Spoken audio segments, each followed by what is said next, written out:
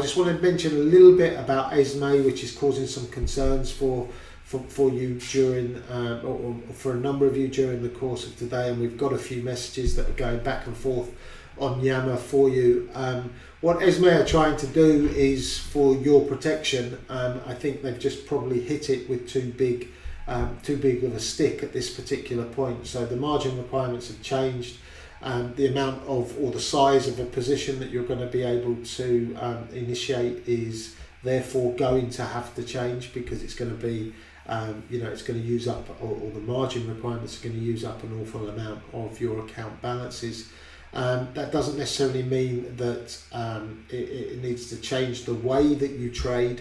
It might mean that you can't trade in as much size. It might mean that you can't trade as often as you would have done previously. But as you would have seen with a few of the messages that are going back and forth on Yammer during the course of today, there are alternatives. There are things that you can do to maintain the level of leverage that you have on your trading account. It's not something that we're going to advise against. It's really a personal preference.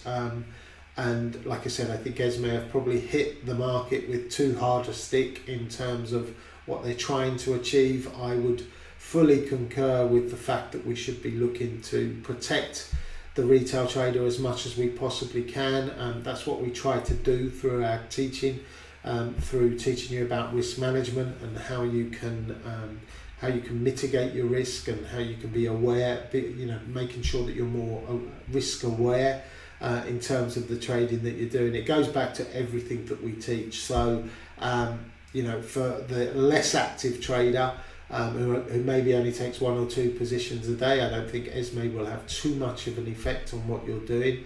But for people who are really looking for those high degrees of leverage and trade more actively and repetitively or repeatedly on a daily basis, it will cause you some difficulty in the beginning. But like I said, there are alternatives available to you, and if you contact us, we'll make you aware of those.